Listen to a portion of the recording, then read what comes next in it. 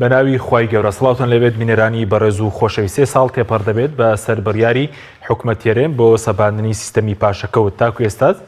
سیستەمەکە بەردەوامە و حکومەت ئامادەنیە سیستەمی پاشەکەوتی موچە لەسەر موچەخۆرانی هەرێمی کوردستان هەڵبگرێت. بە میواندارێک لە بەڕێزان لە ئەستۆی سەرەکی عومەر عینایەت ئەندامی پێشووی پەرلەمانی کوردستان هەروە لە شاری ڕانیەوە شیروان میرزا ئەندامی لیژنەی دارایی پەرلەمانی عێراق تاوتوێن پرسە دەکەین. سەرەتا ڕاپۆرتێک دەبینی.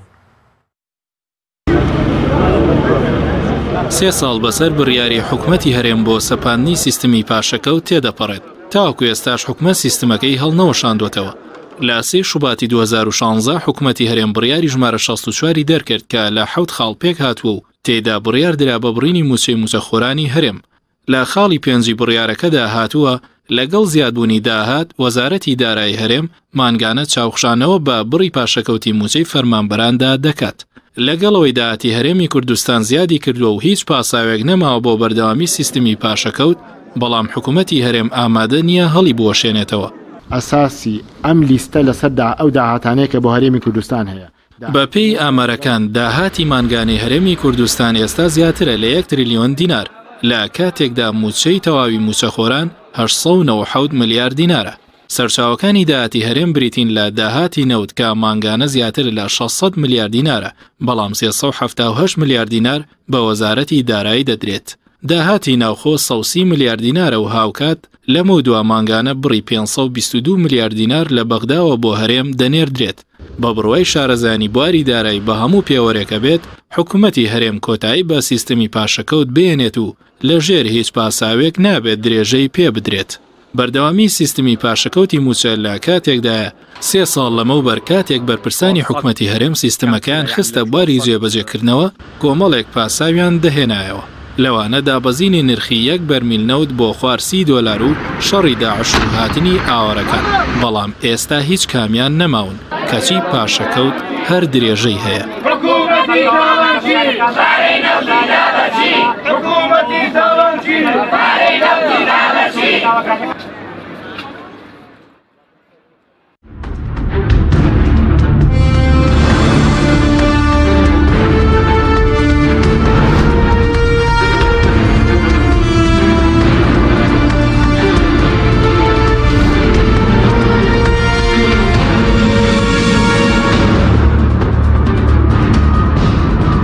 سڵاتان لەبێت بینەرانی بەڕێز، سوپاس بۆ میوانەکانمان کاک عومەر بەخێر بێن سەرتر لە بەڕێستانەوە دەست پێ بکەین. 3 ساڵ تێپەڕ دەبێت بە سەربڕیاری سەپاندنی پاشەکەوتی موچە. بە بۆچوونی بەڕێستان کاتیەوە ناتوە کە ئەم بڕیارە بە تاواتی کۆتایی پێبهێنرێت وە دۆخی موچەی موچەخۆران ئاسایی بکرێتەوە. سوپاس بۆ جەنابەت بۆ بینەرانی کەناڵی بەڕێزی پەیام.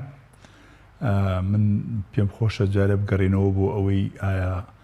ئەم بڕیارە کێدای یاساییە یان یاسایی نەبوو، ئەوە لە چ زروفێکا درا، لە چوو بارودۆخێکا درا. تاوان ئەم بڕیارە کە حکوومەتی هەرێمی کوردستان دای، تاوان خودی سەرۆکی ئەنجومەنی وەزیران و جێگرەکەی دایان، تەنانەت ئەنجومەنی وەزیرانیش کۆبوونەوەی لەسەر نەکرد و یعنی ڕای وەزیرەکان وەرنەگیرا، دەنگی لەسەر نەدراوە. ئەمە یاسایە تەنها دوو کەس بڕیاری دەسەر ئەسڵەن خۆی لێرەوە دێمە سەری بە هیچ جۆرە یاسایی نییە، چونکە یاسا بە یاسا هەموارەکرێ. هەموو کارمەندێک کە موچە وەرەگرێ موچە مقننە، مقنن بە عەرەبی یعنی بە یاسا ڕێکخراوە، بە یاسا پارێزراوە. لەبەرەوەش موچەیە کە مقنن بێ بە قانون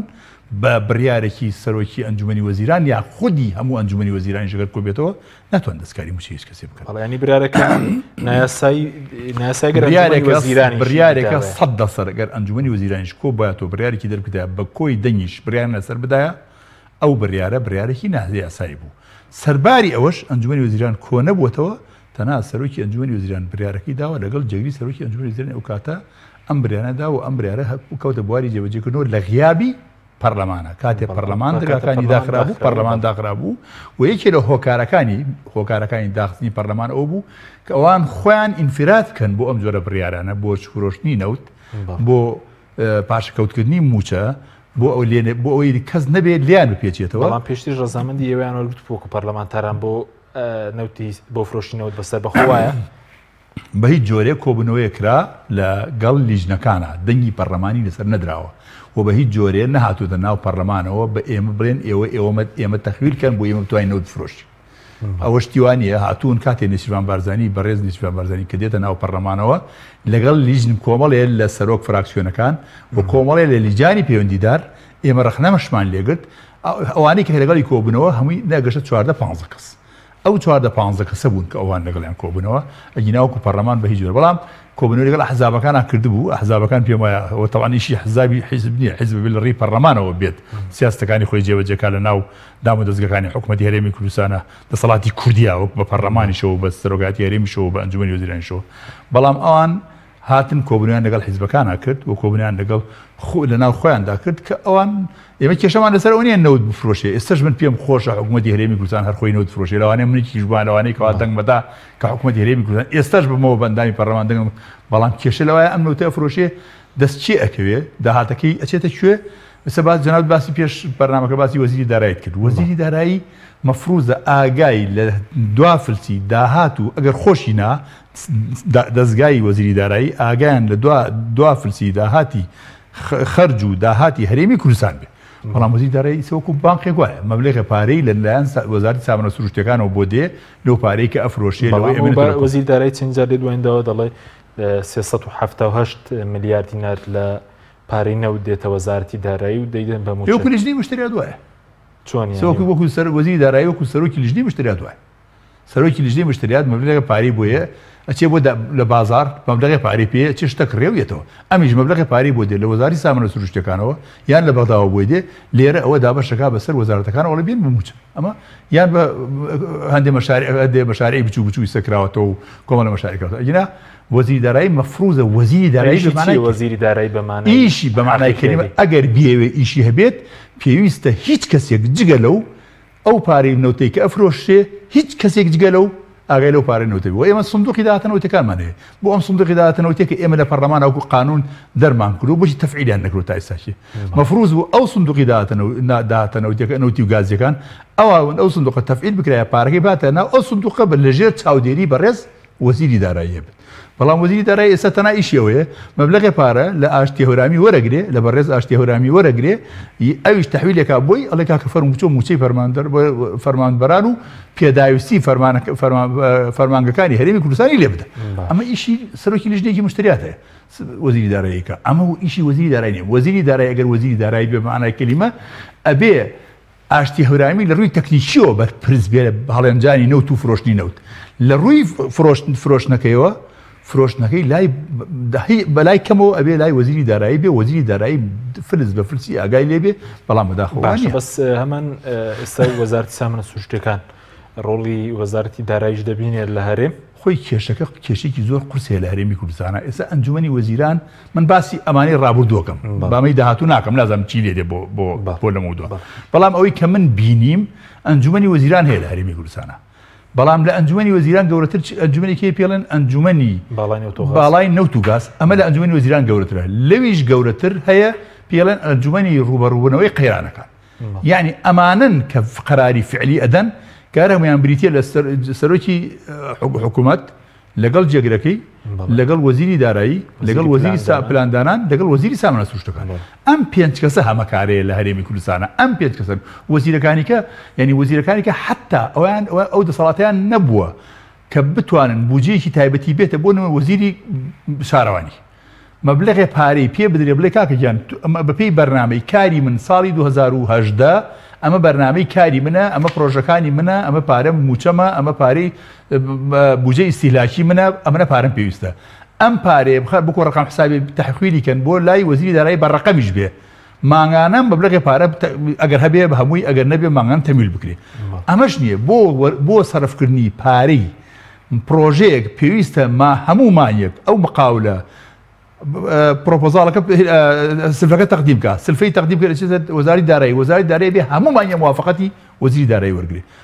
بە کرێگرتنی خانوویەک لە وڵاتە ئەبێ هەموو ساڵێک جارێکە موافقی وەزیری دارایی وەرگێتەوە ئەمە بێدەسەڵاتی وەزیرەکانە مەفروض ئەگەر ئەو مرکزیەتی لە هەرێمی کوردستانە هەیە لە سەردەمی بەعزیشا مرکزیەتی وانە بووە محافظێک زۆر دەسەڵاتی زیاتر بۆ لە وەزیرێکە ئێستا هەیەی محافظی ئەیتوانی زۆر بێ ئەو کارانی کە هەیە جێبەجێ بکات لە هەرێمی کوردستان مەبلەغی پارەی لایە پارەکەی بۆ هات ئەسڵەن سەرفکردنی پارەی پرۆژەیەک لە دەست محافزی سلێمانی دەرنەچوو نەچوو وەزارەتێکی بەغا بەڵام بزۆر بەداخەوە ئێستا نەگەت ئەمانە ئەمانە عامەکانیش بەڵام ئێستا سەرفکردنی مەبلەغی پارە لە هەرێمی کوردستانە ئەبێ هەمومانە تەمبیلەکەی وەزیری دارایی ئەگەی لێ وەزیری داراییش ئەو وەزیری دارایی کە باسمان کرد کە مەبلەغی پارە لە وەزارەتی سامانە سروشتیەکانەوە بۆی دێ لەگەڵ ئەو داهاتی کە خۆی پێیاکە لە زەرائیب و لە باجەکان و لە گومرگەکان و لەوانە ئەو مەبلەغ پارەی بەدانی خراپی چێک کە بەرەز و تێستا و مەرکەزەتی هەرێمی کوردستان لە پەیڕەوکردنی دەسەڵات لە سەردەمی بەعەس زیاترە ینی سەردەمی بەعز دەسەڵاتەکان لای پارێزگاکان و بەڕێوەبەرە گشتیەکان و بەڕێوەبەرەکان زیاتر بوو لەو سەردەمێکی ئێستا هەیە ئێستا زۆربەی دەسەڵاتەکان قۆرەک کراوە لە ناوەند کە پێڵێن هەولێر لەوێ لای سەرۆکی ئەنجومەنی وەزیرانە و لای وەزیری داراییە لای وەزیری سامانە سروشتەکان نییە بەفعلی مەسوولی خۆیەتی بەڵام سەرچاوی داهاتەکە لای وەزیری سامانە سروشتەکانە یعنی لێرە سەرچاو هەدێتە لای خۆی وەزیری دارایی ئەچەوسێنرێتەوە لە ڕێگای وەزاری سامانە سروشتەکان و ئەنجومەنی وەزیران و ئەچەوسێنرێتەوە لەبەرەوەی ئەو دەسەڵاتی کۆکو باسمان کرد نیەتی بەڵام زۆر بەداخەوە ئیڵێم وەزیری داراییش وەزارەتەکانی کە ئەچەوسێنێتەوە ناتوانێ مەسەن بەپێی ئەو پێداویستی کە هەیەە بەپێی بودجەی ساڵانەکەیان بەپێی ئەو پلانەی کە ساڵان تەقدیم بکرێت زۆر بەداخەوە کە من لێ بووم هیچ ساڵە بودجە بۆ ئێمە ناش ئێستا وەزارەتی سامانە سروشتەکان وەزارەتی دارایی دەچەوسێنێتەوە وەزارەتی داراییش وەزارەتەکانی ئەچەوسێنێتەوە لەبەری وەزیرەکانی کە کەم دەسەڵاتن نەک بێتوانان دەسەڵاتیان نییە بۆ بەتایبەتی لە ڕووی خەرجی پارەوە دەسەڵاتیان نیە کرینی تاقمێ قەنەفە ئەبێ وەزیری دارایی موافقەی لەسەر بکات ئەی کێس فەرمانبەران دەچەوسێنێتەوە وڵات هەموو وەزیرەکانی هەموو دەسەڵاتەکە فەرمانبەرەکانەوە فەرمانبەرەکان بۆتە قوربانی سەرەکی لە ئەلەم بینە لەم یاریکردنا کارمەندانی دەوڵەت بۆتە قوربانی سپاس دەکەم ئەگەر بچینە لە ڕانیە لای کاک شیروان ئەندامی لیژنەی دارایی پەرلەمانیە لە کاک شیروان زۆر سپاس بۆ بەڕێستان دەمەوێت لەوە دەست پێ بکەین کە ئەمڕۆ سەرۆکۆماری عێراق یاسای بودجێ عێراقی بۆ ساڵی 2019 پسند کرد کەی یاساکە دەکەوێتە بواری جێبەجێکردنەوەکەی شایستەکانی هەرێمی کوردستان شایستە داراییەکان دەنێدرێت زۆر سپاس ئەم کاتتان باش ئەم کاتی باش بەخێراتی برای بەڕێزم کاک عومەر عنایەت دەکەم زۆر سپاس دیارە ئەمڕۆ لە دوای ئەوەی کە پرۆژە یاساکە لەلایەن پەرلەمانەوە نوێژرا بۆ سەرۆکایەتی کۆمار بەڕێز سەرۆکی کۆماری ئیمزای لەسەر کرد لەسەر ڕۆژی داهاتدا لە وەقایعی عێراقی بڵاو دەکرێتەوە پاشان ئەنجومەنی وەزیران ڕێنمایی بۆ دەردەکات بۆ چۆنێتی جێبەجێکردنی و بەشێکی زۆری کە پەیوەندی بە ڕاکردبوون و چە و هەندێکشی ثابتەوە هەیە کە هیچی بە ڕێنمایی نییە و بە ئاسانی جێبەجێ دەکرێت لەوانەیە چەند بڕگەیەکی یان چەند مادەیەکی کەمی پێویستی بە ڕێنمایی نییە هەبێ ئەوی لەسەر ڕۆژی داهاتدا تەسەوور دەکرێت کە ئەنجومەنی وەزیران بتوانێت ڕێنمایی تەواوی بۆ دەرکات و بەپێی هەندێک زانیاری ئەم شەو ئەنجومەنی وەزیران کۆبوونەوەیەک دەکات لەسەر چۆنێتی جێبەجێکردن یان چۆنێتی و هەنگاوانەی کە پێویستە ئەنجومەنی وەزیران بینێ بۆ چۆنێتی بۆ جێبەجێکردنی پرۆژە یاساکە بۆیە تەسەوور دەکەین بەیانی لە وتەی بەڕێز سەرۆکی ئەنجومەنی وەزیران بەڕێز عادل عەبدولماجید قسەیەکی لەسەر پرۆژە یاساکە هەبێ یان ماڵێن قسەیەکی لەسەر داهاتووی عێراق هەبێت کە هەموو عێراقیەکان هەموو وەزارەتەکان چاوەڕێی ئەم پرۆژە یاسایان بۆی دەستیان کرابێ بۆ جێبەجێکردنی پرۆژەکانی بەڵێ بەس کاک شیروانەوەکو کات چەند ڕۆژی تری پێویستە بۆی کە یاسای بودجەی عێراق بچێتە بواری جێبەجێکردنەوە پێشبینی دەکەێت چەند ڕۆژی تری پێویست بێ یاساکە بۆی کە بچێتە بواری جێبەجێکردنەوە ئەوەی کە باسم کرد یعنی شتێکی دیاریکراو نییە بڵێن ئەمەندە ڕۆژەی دەوێت ئەمە هەندێک فەنیاسە کە دەکرێت لە چەند ڕۆژێکی کەمدا تەواو بکرێنن بێ پرۆژە یاساکە بچێتە بواری جێبەجێکردنەوە بەڵێ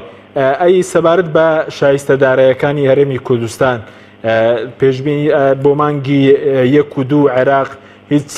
بڕەبوجەیەکی نردووە بۆ موچەی فەرمانبەرانی هەرێمی کوردستان ئەگەر ناویتی بڕەکەی چەندە؟ طبعا ئەوەی کە بە سەبارەت بە هەرێمی کوردستان و موچەی فەرمانبەرانی هەرێمی کوردستان ئەوەی کە ئاشکرا دیارەوە حکومەتی هەرێمی کوردستان و وەزارەتی دارایی بەڕەسمی ڕایگەاندەوە ئەوەی کە موچەی مانگەکانی 12 پاشەکەوت ناکەن بۆیە پێشبینی دەکرێت هەرواشیان کرد لە مانگی 1 موچەی مانگی دەیاندا واتە لە مانگی 2دا موچەی مانگی 11 لەوانەیە بەیانی دیبیانی دەست پێبکەن بە پێدانی موچەی مانگی 11 بۆیە چاوەڕێ دەکرێت کە موچەی مانگی 12 لە مانگی 3دا بدەن كبارك بوسطة حفظ مليارات حكومة عراقي مانجانا وهرمي كردستاني دمار بو بيداني موسى لقالوا يتلقانون السلوشتان يمدقرن ديار المانجا الرابطات كفة حفظ مليارات هات كمسي مانجي بيان كده بو إستاك بياني جدائي دزبدا بسكري مسي مانجي عزو دكري تصور دكري يعني وجديت يجب لك كفة حفظ ملياري أمرك سلسالة لبغداوة هاشده طبعا برسمي هجلاء قرائنا بيان دوا بويا او فارس لبغداديت فيها بلانكاتك بروجياتك سوباري جيبه له آية لقل جيبه كردية أم كرطاري دقوري أنا قوري يعني أسفة حفظ مليارات في سيمان جي تيسي واتيمان جي كديسي رابردوها جيت لراسي دائما السعودية الرسالة لكي السعودية شو نبواري جيبه كردية ساكدة كين لبو إسلكاتي جيبه كردية بجاني دفعية كام كان فارغ وهرمي كردستان دي أو كاتا قصرة لودة إنزاني فارغ كندا وسونا وزيادة كما بقي بروسيا كاكية رفعي ولنجانواني كيما تساقواني فريق بيانا بەڵێ بەس ئێستا ئەگەر یاساکە بچێتە بواری جێبەجێکردنەوە ئەگەر هەرێمی کوردستان پابەندی یاساکە بێت مانگانە بڵێن نەوت تەسلیمکە چەند پارە بۆ هەرێم دەنێدرێت وەگەر نەوتەکەش تەسلیم نەکات لەمە دوو عێراق چەند پارە بۆ هەرێمی کوردستان دەنێرێت؟ طبعا خوشبختانه پروژه اساسا وکوی که پیشتر تحلیل من بو کردی باس من کرد و دنگمان لسیده بم شویه روانی سرطاتی کمال کرده و بلینیز لانجمنی وزیران ورزیده و تفعمی لینه ده باید تصور دکه پروژه اساسا وکو خود ستبواری جلجه کردنه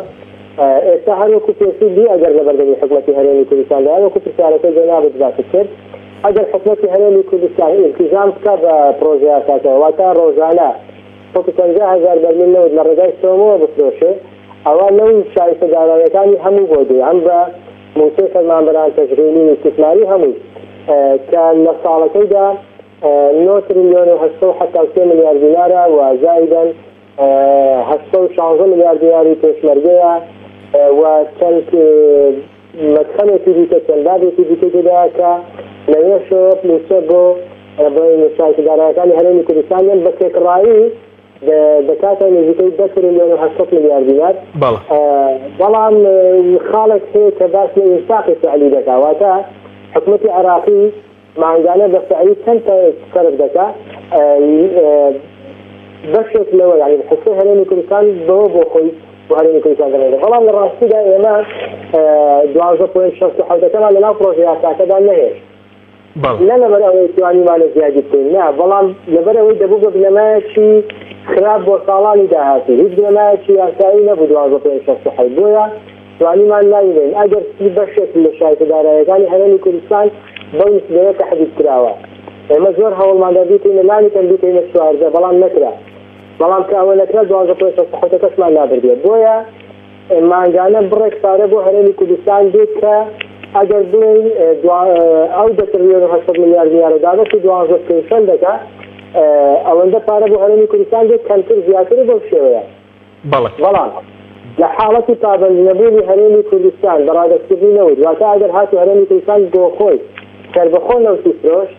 توانیمانە شتێک بکەین کە نوچەی فەرمانبەران یان نوچەی پێشمەرگە لەم ململانەی نەوتە لە نێوان هەرێم و بەغدا دەربهێنین کە بریتێ لەوەی کە ئەگەر هاتو حکومەتی هەرێم پابەند نەبوو بڕی بڵێن پارەی نەوتەکە یاڵ نرخی نەوتەکە چەندە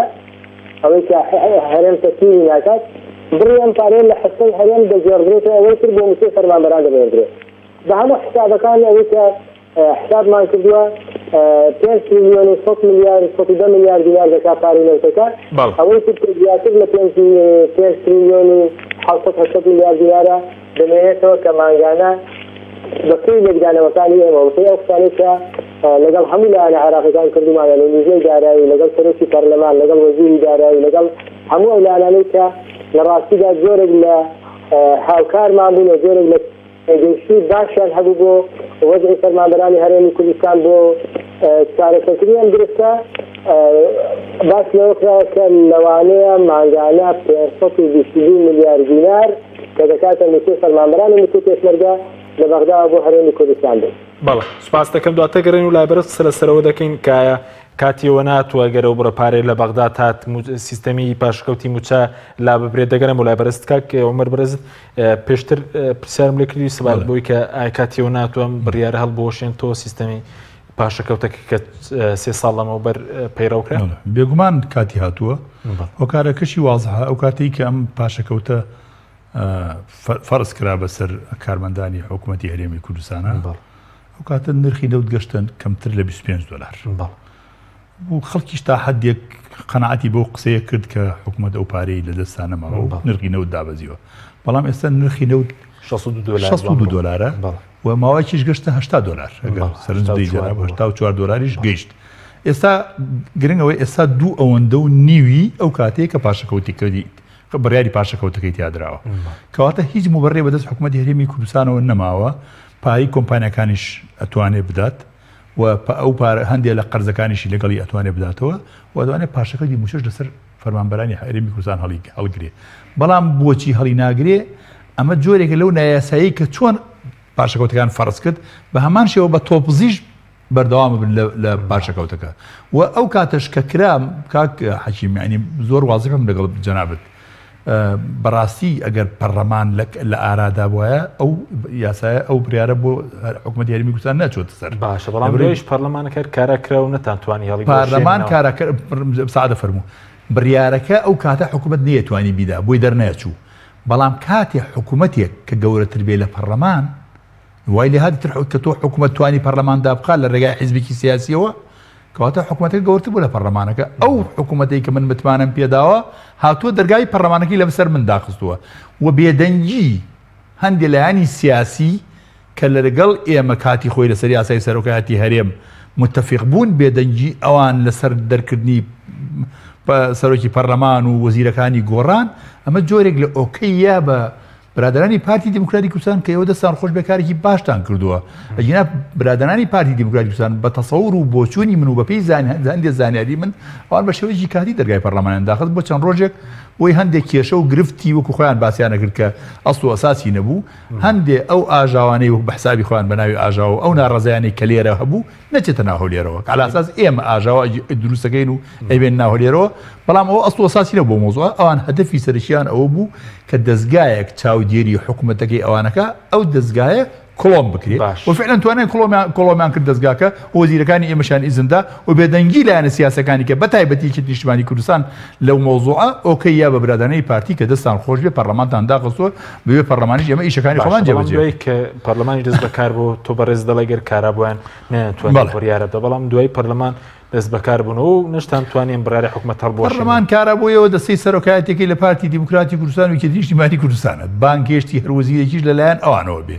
و پێش ئەوەش بێ ئێمە لە ئەنجومەنی وەزیران و پێیان ڕاگەیاندین حتا وەزیرەکان جوابی تەلەفۆنیاندان پەرلەمانەکانیش نەدەنەوە و بە درێژایی مێژووی پەرلەمانێک کە پەیڕێوێکی ناوخۆی سەقەتی هەبێ کە ئەوەندە ڕۆتینیاتی تایە بە هیچ جۆرەگەر ئەو پەیڕەوەش بمایە و سەرۆکی پەرلەمانیش من لە گۆڕانیش بە و گولەناو گۆڕێنش منیش بوومایە ئەو پەیڕەوە ئەوەندە سەقەت بوو بە هیچ جۆرە نەتوانی سەرۆک وەزیرانە بینیتە گیروگاز و یان وەزیرێک و هۆکارەکەشی زۆر وازحە بە درێژایی مێژوورەنەوە دووە تا ئێستا کە پەرلەمانێ لە هەرێمی کوردستانە نە سەرۆک وەزیرانێک متمانی لێوەسیاندراوەتەوە نە وەزیرێک متمانی لێوەساندراوەتەوە لەبەرەوە پەرلەمانەکە کاڵایە بووە بەرنامەکەی بەقەدەر باڵای حکوومەت بڕاوە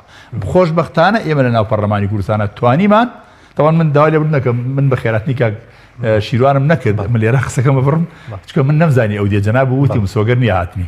جا ئێمە توانیمان ئەو پەیڕێوی ناوخۆیە بگۆڕین ئێستا ئەگەر ئەم پەرلەمانی ئێستا پەرلەمانێکی کارا بێ هیوادارم واش بێ و ئومێدی شەکەم وابێ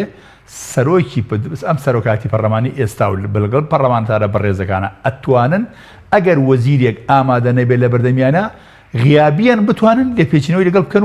و حتا متمانە شری وەردبن ئەمە بۆی چیەوە ئەم پەیڕەوە تازە کە دەرمان کرد لە ناو پەرلەمانە بە هاوکاری هەموو لایەنە سیاسیەکان بە گۆڕانتەوە بە پارتیتەوە بە یەکێتیتەوە بە کۆمەڵتەوە بە یەکگرتووتەوە بە هەموو لایەنە ئەو لایەنانی کە لە پەرلەمانە هەبوون توانیمان پەرلەمانە پەیڕەوێکی ناوخۆ دەربێنین کە تا ڕادەیەک لە پەیڕەوەکەی تر باشتر بێت دەستی ئەندام پەرلەمانەکان کراوەترە دەستەی سەرۆکاتی کراوەترە پەرلەمان بەپێی ئەم پەیڕەوی ناوخۆیە ئەتوانن لە پەرلەمانەکەی سەردەمی ئێمە چالاکتر بن ئەکەوێتە سەر هیمەتی خۆیان و ئێمەژ و بێدوانوایە لێمە چالاکتر. سپاس دەکەم دواتە گەرم وڵای بەرز کاک شیروان ئەگە بگەرم وڵای بەرز سەبارەت بەوەی کە دوای ئەگەر ئەو بڕەپارەی لە بەغداد بێت کە 522 ملیارەکەیەوە مەزتان کردووەوەندە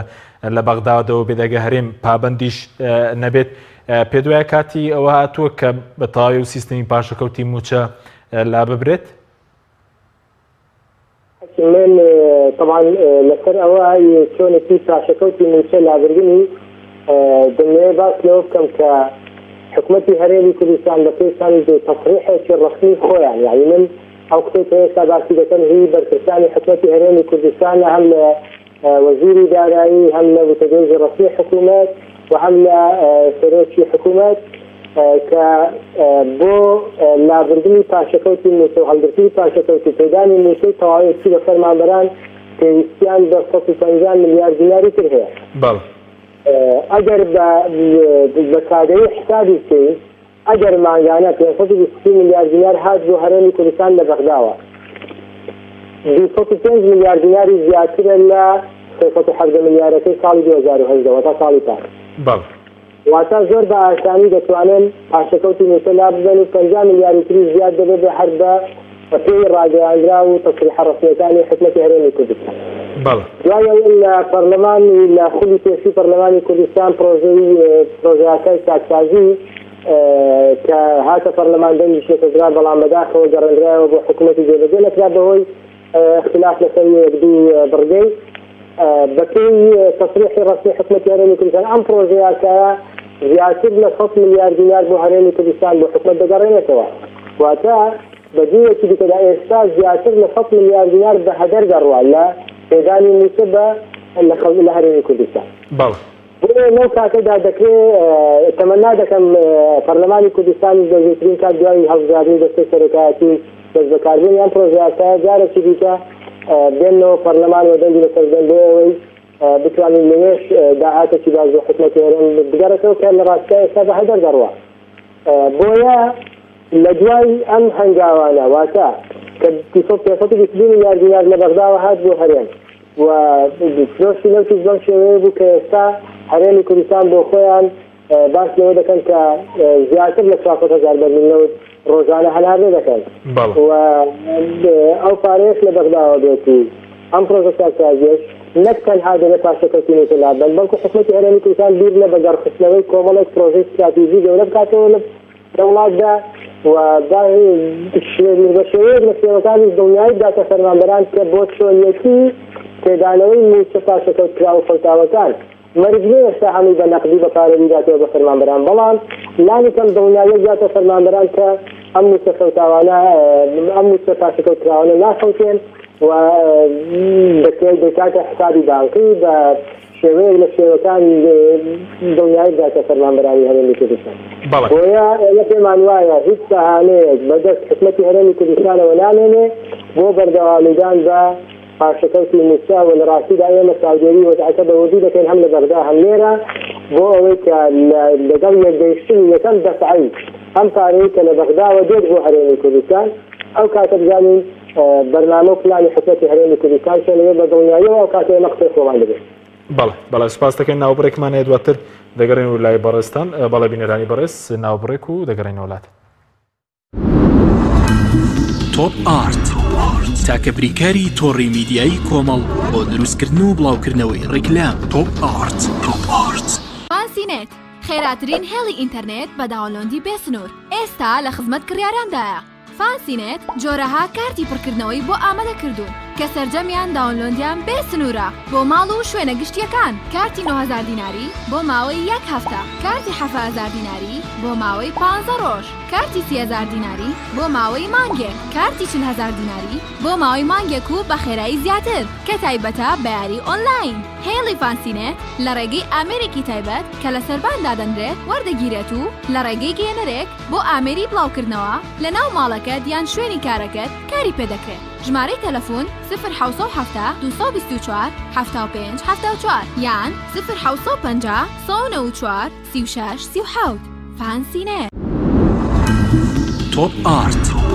تاکە بریکاری تۆڕی میدیایی کۆمەڵ بۆ دروستکردن و بڵاوکردنەوەی ڕیکلام تۆپ ئارت.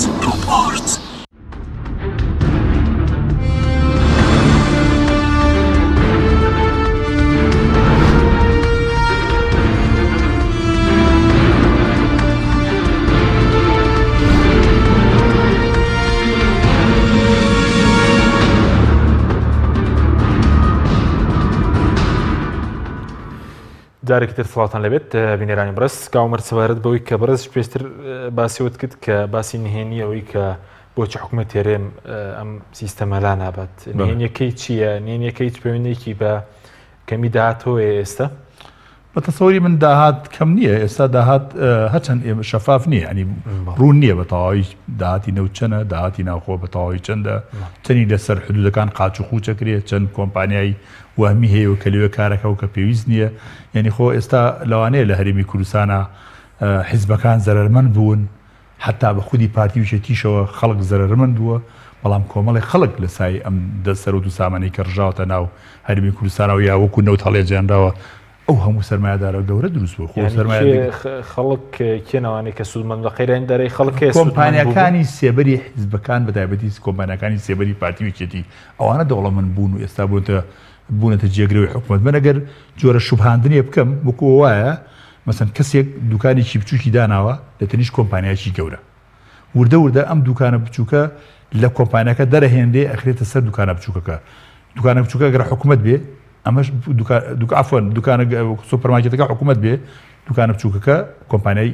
بەرپرسێ بێ یاسایی بەرپرسەکانی بێ یاسای حیزبەکان بێ ئەم کۆمپانیای وردە وردە لەمە دەرهێنراوە خستاوەتە سەر ئەم دوکانە بچووکە وای لێ هاتووە دوکانە بچووکە شوێن سوپەرمارکێتەکەی گرتووەتەوە ئەو بۆتە دوکانێکی بەتاڵی بچووک کەواتە سەرۆت و سامانی هەرێمی کوردستان لە گیرفانی حکوومەتی هەرێمی کوردستانەوە دەرهێنراوە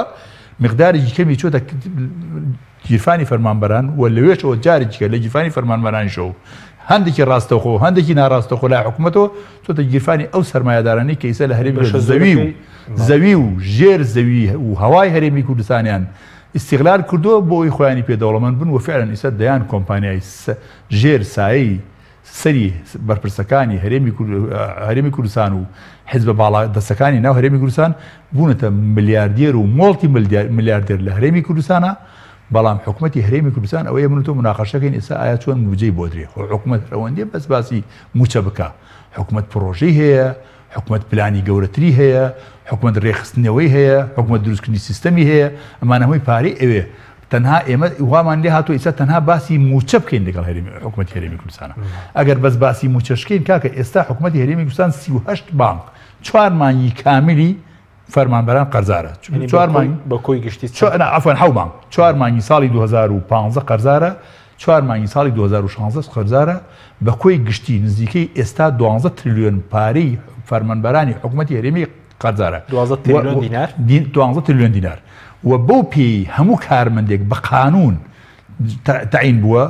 و بە قانونیش موچەی بۆ دانراوە هەم قانونەکەی بریمەر هەم قانونی خدمەی بەدەنی کە لە عێراقا هەیە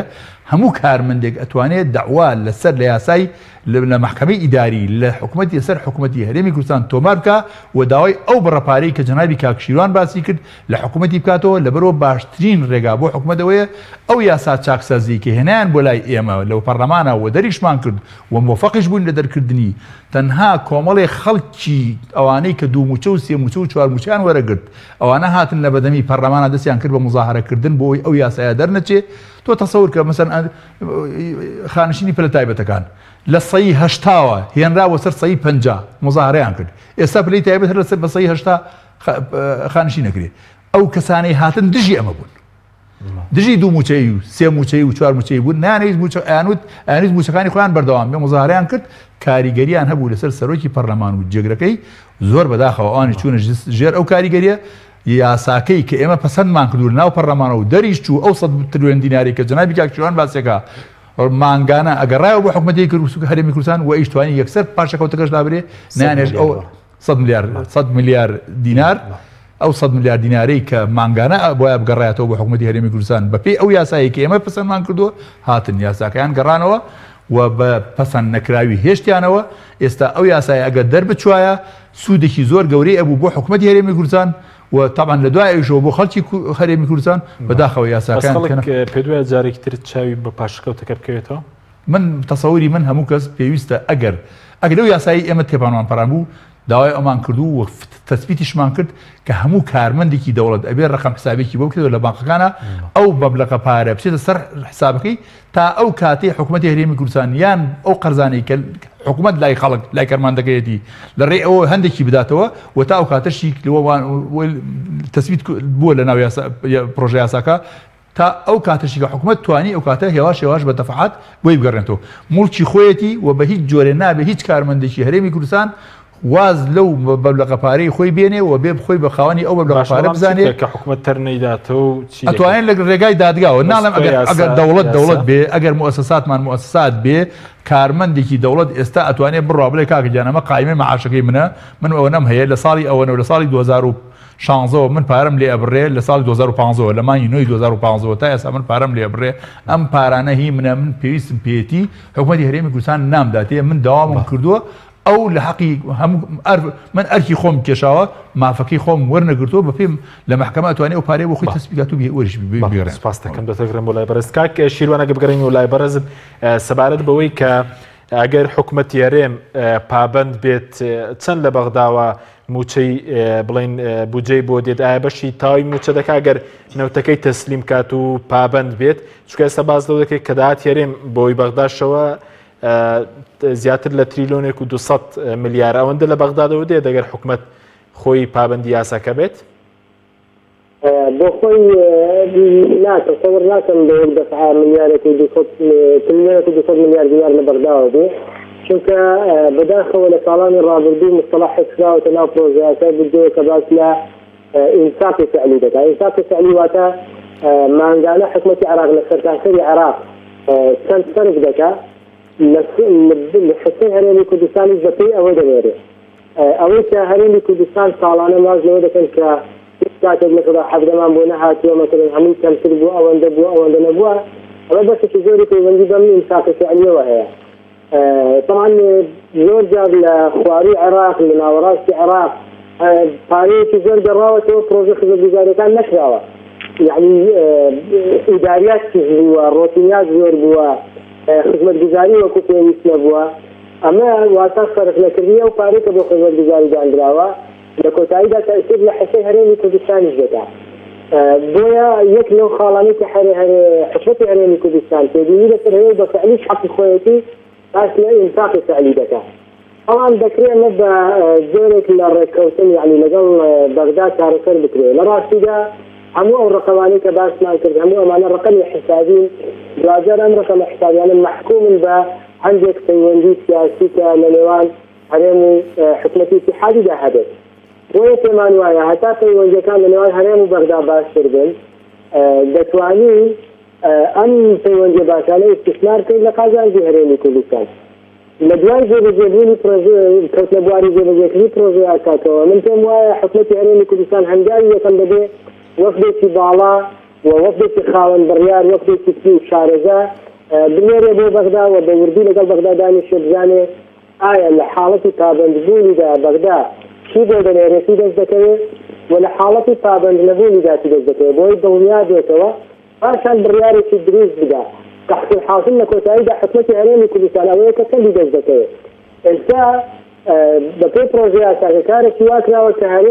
حکومەتی هەرێمی کوردستان هەردوو ئەگەرەکەی بەدەم کراوەیە پابەند بێت پابەند نەبێت واتە ناوەتەوە بە وردی و بە وریایی و بە زیرەکی حکومەتی هەرێمی کوردستان حسابێکی بکات لە کامەیان زیاتر دەست دەکەوێت باشترە بۆ ئەم ساڵ ئەمەیان هەڵبژێرێت طبعا ئەوەی کە ئەم ساڵ مەرج نیە بۆ ساڵانی داهاتی بتوانین بیکەین لە ڕاستیشدا قسەیەک هەیە کە ئەمە دەرفەتێکە بۆ هەرێمی کوردستان بۆ ئەوەی لە ئەم ساڵی 2019دا بە تایبەتی بەهۆی ئەو درێبەستە نەوتیانەی کە لەگەڵ شەریکاتی نەوت هەیەتی قەرزێکی کەڵەکەبوو زۆری نەوتی لەسەرە بتوانێت ئەم ساڵی 2019 تا ڕادەیەکی زۆر ئەم قەرزانەی کۆمپانیا نەوتەکان لەسەر شانی خۆی سوود بکات و دەرفەتی ئەوە هەبێت بۆ ساڵی 2020 هەرێمی بەغدا لەسەر بیر لە زۆرێک لە ڕێکەوتی تازە بکەنەوە هەم لەسەر نەوت هەم لەسەر پشتی هەرێمی کوردستان لە بجێ. بەڵێ بەس کاک شیروانەوەی کە بەرز و کۆندامێکی لیژنەی دارایی پەرلەمانی عێراقەوەی کە زانیاریتان هەیە حکوومەت هەرێمی کوردستان ئەمساڵ پابەندی تەسلیمکردنی نەود نابێت؟ تا ئێستا بە ڕەسمی هیچمان لە دەرپرسانی هەرێمەوە دێنە نەبووە لە ڕاستی بڵێن پابەند دەبین یان پابەند نابین، تەنها لە دوا کۆبوونەوەی ئەنجومەنی وەزیران بەڕێز سەرۆکی ئەنجومەنی وەزیران کە بەگومانەوە باسی لە تاوان دوایەوەی کەستایشی ڕۆڵی هەموو لایەکی کرد و باسی لێکرد کە پرۆژەکە ئەمساڵ باشترین لە ساڵانی ڕابردوو ئەوانە، بەڵام زۆرێک لە گومانی هەبوونەوەی کە ئایا حکومەتی عراقی چەند بودجیان بۆ بنێرێەوە حکومەت پابەند دەبێ یان پابەند نابێ، وەکو باسم کردەمانە یعنی شکالی فەنی ورگن، یعنی لە ڕاستیدا مادام یەکێکی باش هەیە زەمینەیەکی باش لەگەڵ بەغدا دروست بووە، دەکرێت هەرێمی کوردستان بە چوونی وەفدێک یان بە دەستپێکردنی گفتوگۆیەک لەگەڵ سەرۆکوەزیران لە بەغدا و بەتایبەتی کە وەزیری داراییش کوردە سەرۆکوەزیران تێگەشتێکی باشتری هەیە لەوانەی پێشخۆی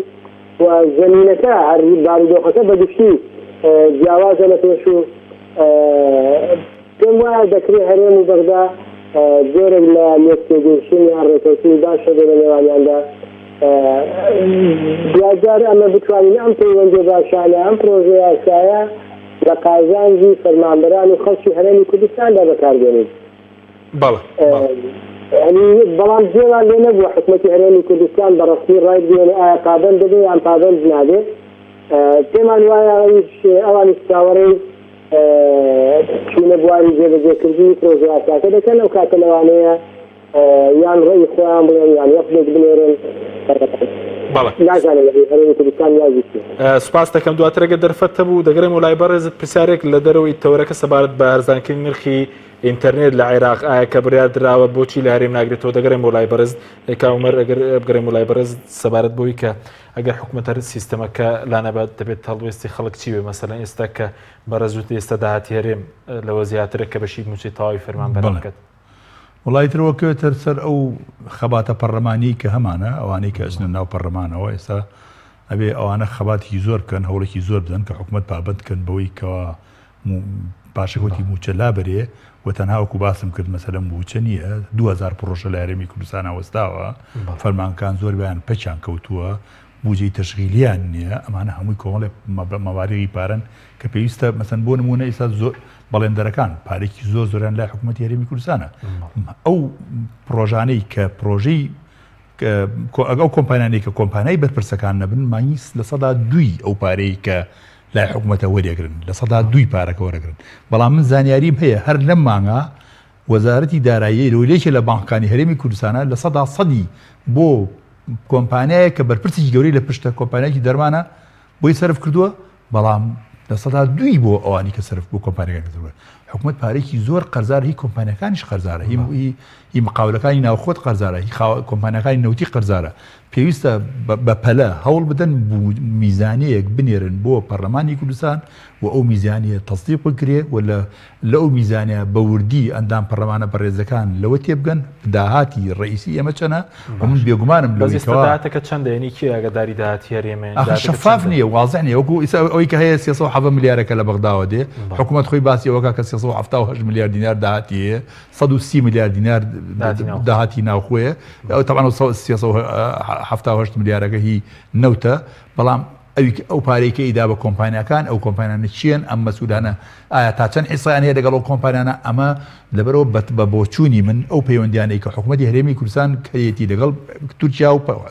گرێبەستی 50 ساڵە کە نادیارە و کە ئێمە نەمانتوانی بیبینین، گرێبەستی لەگەڵ ڕۆزنەفت کە نەمانتوانی بیبینین زۆربەی کۆمپانیەکان کە گرێبەستیان هەیە بە تەسەووری من حکوومەتی هەرێمی کوردستان ناتێت ژێرباری ئەوەی هیچ بڕێنەوتێک لە ڕێگای کۆمپانیای سۆمەوە بە تاکید پێ بڵێم 250,000 بەرمیل نەوتە بە هیچ بە تەسەووری من بۆ چوونی خۆمە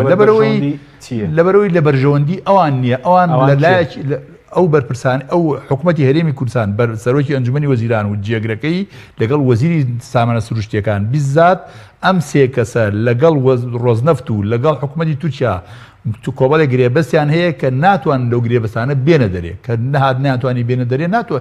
یا بێ لەوە بێنە دەرەوە پاشگەزمەوە کە ناتوان ئەوە بکەن و قەرزاری رووسیان مەبلەغێکی زۆری پارەی داونەتێ رووسیا ئەمانە کۆمەڵی کێشن لە بەردەمی حکوومەتی هەرێمی کوردستانە کە ئەگەر بیشیانێ و خۆشیان خواستیەوەیانە بێ پابەت من بەوەی بەغاوە رووسیاش قەرزارن و تووشیش ڕۆز نەفت کۆمپانیەکانی لە هەردووکیانە لەبەرەوە بە تەسەوری من ناتوان پابەت من پێوە و ئەگەر ئەمە نەکرا ئەگەر لە ناو پەرلەمانە ئێمە پێمان نەکرا ئەو برادران ناتوان و مافی کارمەندەکان و مافی خەڵکی کوردستان و پرۆژە خزمەت گوزاریەکان بهێنەوە ئەوە ناچارەوی لە جاری کە ڕێگای کە بگرینە دەر بە شێوەی خەباتی مەدەنی و خۆپشاندان پێ دوایە ئەم مەسلەی لابنی پاشەکەوتێک هەڵگیرابێ وەکو دەستکەوتێک بۆ کابینی تانزە من تەسەورەکەم پارتیویچێتی ئەو نیەتیان هەبێ کە بۆ مائەلوەجی خۆشیان بێ بە هەر تەریقەیە بێ پاشەکەوتەکە لابرن و کارێکی باش شەکە نەگەر بیکەن بەڵام جارێکە من تەکی دەکەمەوە چەند لابرنی پاشەکەوتەکە گرنگە بۆ گوزەرانی خەڵکی کوردستان کاراکردنەوەی پرۆژەکانیش کە وەکو پێم وتی 2000 پرۆژە لە هەرێمی کوردستان وەستاوە یەکێ لە پرۆژە هەرە هەستیارەکان جادەی سەڵمەتری شاری سلێمانیە جادەی مەرگی بینی کەلار دەربەنیخانە جادەی بینی دووکان ڕانێ بۆ تاکو چوارقڕنەیە کۆمەڵە جادە ئەمانە هەمووی جادەی مەرگن جادەی نێوان پێنجوێن سەیسایەقە ئەمە کۆمەڵێ جادەیە کە لە هەرێمی کوردستانە شاجادەکانی هەرێمی کوردستان ئەمە شارڕێگەکان ئەمانە ئەبێ بکەونەوە کار و کاریان لەسەر بکرێت تەنها بوجە مهم نییە بەڵێ بوجە و گوزەرانی خەڵکی کوردستان لە پێشە شتێکوەیە بەڵام لە دوای ئەوەنە یەکسەر پرۆژەکان زۆر گرنگە زۆر بەکوتی ئێستا هیچ پاساوێک نییە بۆ ئەوی کەم سیستەمە بەردەوام بێت هیچ پاسایەک نییە نەخێر پاسایەک نەماوەکە حکوومەتی هەرێمی کوردستان بەڵام بەمەرجێک دەسەکەیمان بۆ کەشفکە لە بەردەمی پەرلەمانە دەستی کەشفکە بڵێکە ئەمە داهاتی منە مەش خەرجی من سپاس دەکەم کاک شیروان سەبارەت بەوەی کە دابەزانی نرخی ئینتەرنێت باز لەو دەکرێت کە لە عێراق لە 125 نرخی ئینتەرنێت دادەبەزنێت وەزارەتی گواستنەوە بڕیاری داوە پێ دوایە دەبێت هەرێمی کوردستانیش بگرێت و یاخود بۆچی هەرێمی کوردستان ناگرێتەوە وڵاتم سەبارەت بە دابەزانی نرخی ئینتەرنێت مثلا انترنت پیوندی داگر پیوندی با وزارت اتصالات هەیە اتصالات عراقی و هەیە دیارەشتەکی اتحادیە چۆن زیادکردنی یان گرانکردنی یەکتر لە سەرتاسەری عراق جێبەجێ دەکرێت بە هەمان شێوە کەمکردنەوەی دەبێت لە سەرتاسەری عراق و هەرێمی کوردستانی شێوە جێبەجێ بکرێت ئەمە لە دوای تەناوبوونی پرسی پەرلەمانمان کە گەڕانەوە بۆ بەردا بە دڵنیاییەوە بۆ خۆمان لەوێ بەوردی بەداداتن بۆ ئەم مەوزوعە دەکەین بزانین کاتەن